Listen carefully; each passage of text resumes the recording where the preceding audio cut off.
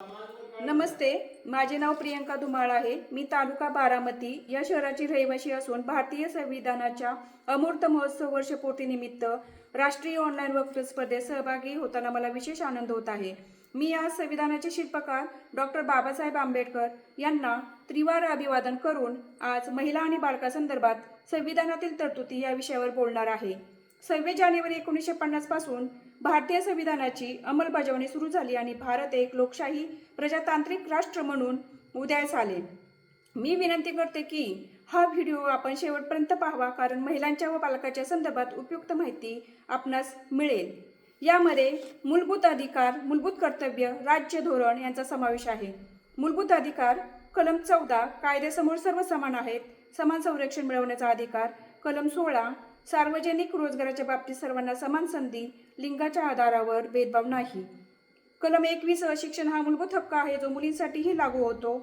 तसेच मूलभूत कर्तव्यामध्ये कलम 51 ड महिलांच्या सन्मानाला बाधा आणण्याचा, प्रथांचा त्याग करणे हे प्रत्येक नागरिकाचे कर्तव्य आहे.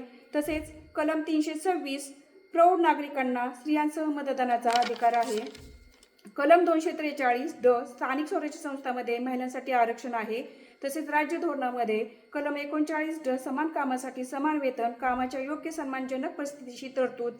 कलम 42 प्रसूतीच्या परिस्थितीत मदत, हुंडा प्रतिबंधक कायदा 1961, घरगुती हिंसाचार कायदा 2005, कामाच्या ठिकाणी लैंगिक छळ प्रतिबंधक कायदा 2013, मातृत्व लाभ कायदा 1961, बालविवाह कायदा यासारख्या अनेक कायद्यांचा समावेश आहे जे महिलांना सामाजिक, आर्थिक, वैयक्तिक स्तरावर सक्षम बनवतात.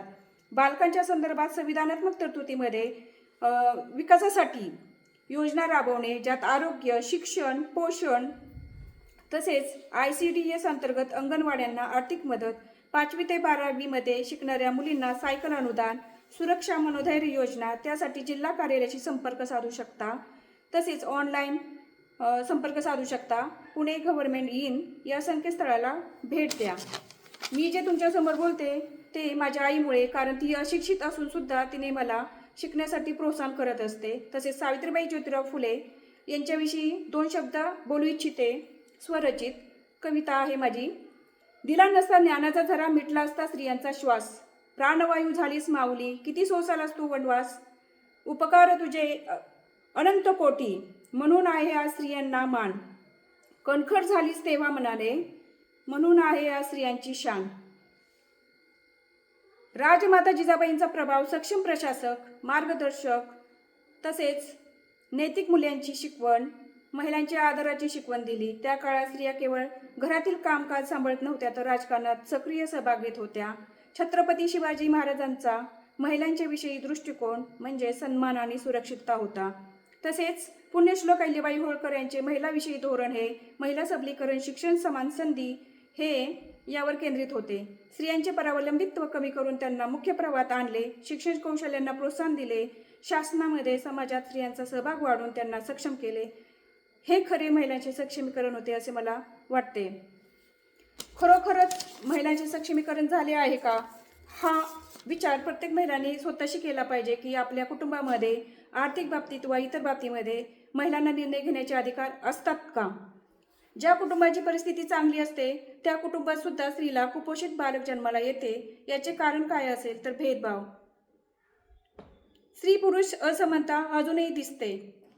तिने सर्वांचे जेवण झाल्यावर जेवणे, घरात दूध दुभते असून सुद्धा तिला खाण्यास मज्जाव करणे, थोडक्यात तिला प्रेग्नन्सीमध्ये योग्य पोषक आहार मिळत नाही, तसेच मानसिक समाधान मिळत नाही, त्यामुळे कुपोषित बालक जन्माला येते. म्हणून माझ्या मते स्त्रीच असते स्त्रीची गुन्हेगार, प्रत्येक नात्यात असते ती भागीदार, कारण पुरुषाला घडवणारी स्त्रीच असते. ती अनेक रूपात असते, आईच्या, सासूच्या, आजीच्या, बहिणीच्या आणि प्रेयसीच्या रूपात.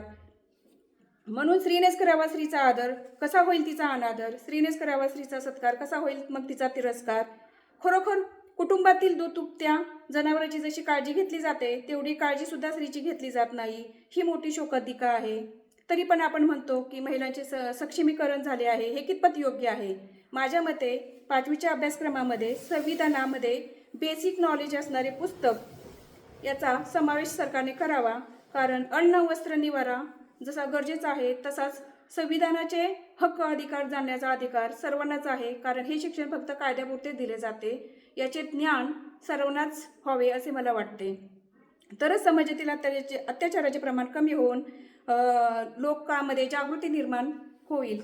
आपण म्हणतो समाजामध्ये संविधानामध्ये हुंडा प्रतिबंध, घरगुती हिंसाचार होतात आणि अजूनही प्रतिष्ठित घराण्यामध्ये सुद्धा महिलांच्यावरती अत्याचार होत आहेत. आणि त्याच्याविषयी मला एक स्वरचित कविता माझी सादर करू इच्छिते. मुलगा मुलगी समांतरी हुंड्याला मान, मानापानाच्या नादात शेती ठेवतात घाण. रुखवताच्या नावाखाली हुंड्याचा धंदा, टणकन बसतोय माथ्यावर धोंडा. कायद्याच्या कचाट्यात दुहेरी मान, तरी हुंड्याला भारी मान. हुंड्याला आता लावा लगाम, घामातून मिळवा हुंड्याचा मान. विचाराच्या प्रगतीला ठोका सलाम, स्वाभिमानाने म्हणा मुलगा मुलगी समान. तसेच या आजकालच्या संविधानामध्ये जे अधिकार आहेत आणि वास्तवामध्ये जे आहेत त्याच्यावरती मी एक स्वरचित कविता केली आहे. न्याय देवता. डोळ्यावर पट्टी बांधून न्याय होत नसतो, हातात तराजू घेऊन सत्य स्पष्ट होत नसतं. शपथ घेऊन ग्रंथाची कोणी खरं बोलत नसतं. वकील कोर्टात असून न्याय मिळत नसतो. कायद्याच्या सारीपटावर सत्य मरत असतं. जामीन देऊन चोर मात्र सुटत असतो.